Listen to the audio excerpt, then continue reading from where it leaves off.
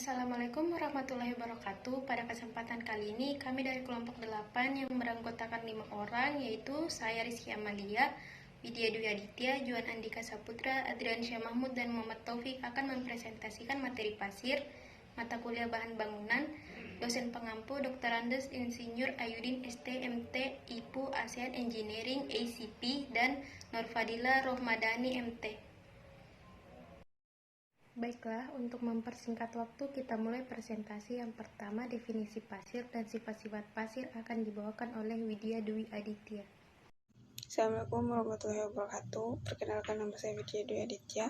Saya akan menjelaskan tentang definisi pasir dan sifat-sifat pasir. Definisi pasir. Pasir adalah salah satu material yang menjadi bahan dasar pembuatan struktur beton.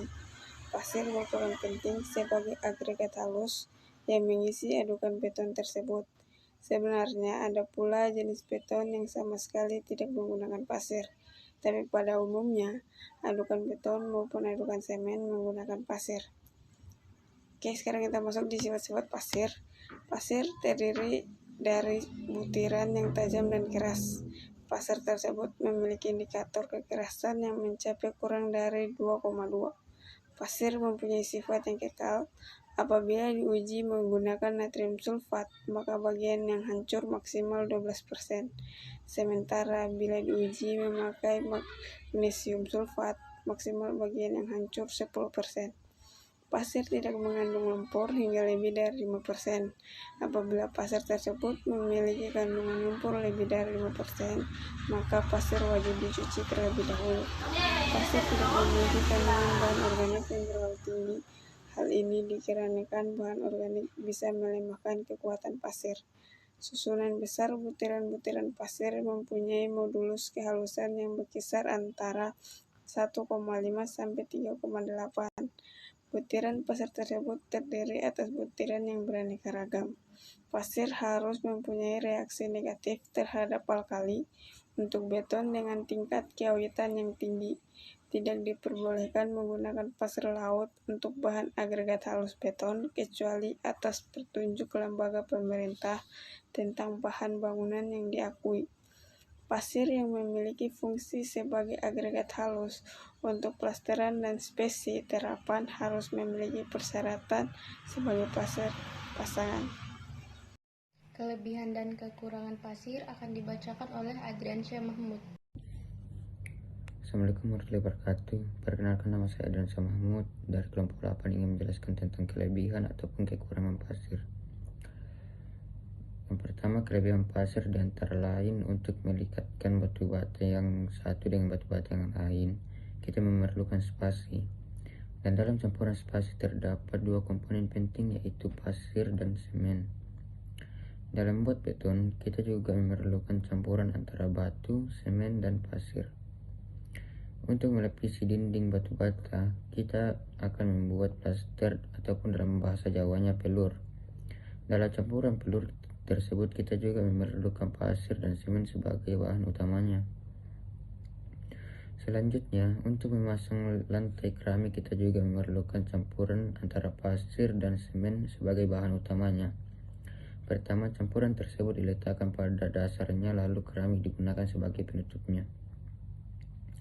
Dan kekurangan pasir sebagai berikut: banyak mengandung lumpur atau tanah, sehingga jika dipakai campuran beton pada bangunan hasilnya sangat jelek. Apabila digunakan sebagai campuran, spasi batu bata berakibat pada tembok mudah mengelupas. Sekian dan terima kasih. Selanjutnya, proses pengolahan pasir akan dibacakan oleh Muhammad Taufik. Assalamualaikum warahmatullahi wabarakatuh. Saya atas nama Muhammad Taufik dari kelompok 8 yang memaparkan tentang materi pasir, di mana saya di sini akan menjelaskan tentang proses pengolahan pasir. Semua pasir yang diambil dari sumbernya harus tetap diolah sebelum dijual di pasaran. Pasir harus dicuci dari kotoran dan harus dilakukan penyaringan sesuai dengan gradasi yang disyaratkan. Terutama pasir yang diambil harus benar-benar dicuci untuk menghilangkan kandungan-kandungan organik yang terkandung di dalam pasir.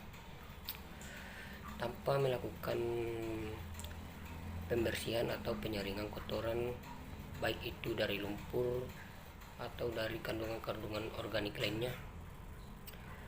Pasir yang dihasilkan tentu saja memiliki kualitas yang kurang baik. Adapun tips memilih pasir yang akan dibacakan oleh Juan Andika Saputra. Baik, saya akan memaparkan materi selanjutnya, yaitu tips memilih pasir yang tepat. Di sini kami telah merangkum beberapa tips untuk sahabat. Yang pertama, pasir memiliki indeks kekerasan di bawah 2,2, butirannya tajam dan keras. Yang kedua, pasir tidak mudah hancur. Ketika diuji dengan natrium sulfat, bagian yang hancur maksimal 12% saja. Ketika diuji dengan magnesium sulfat, yang hancur maksimal 10% saja. Yang ketiga, pasir tidak mengandung lumpur lebih dari 5%. Sahabat bisa mencucinya terlebih dahulu jika kandungan lumpur di dalam pasir lebih dari 5%.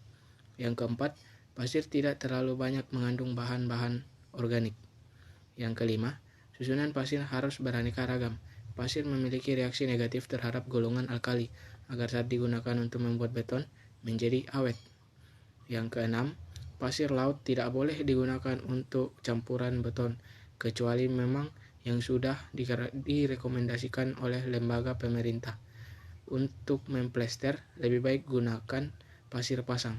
Sekian dari saya kembalikan ke moderator. Sekian dari presentasi kelompok kami mengenai materi pasir. Apabila ada salah kata, mohon dimaafkan. Wabillahi taufiq wal hidayah. Wassalamualaikum warahmatullahi wabarakatuh.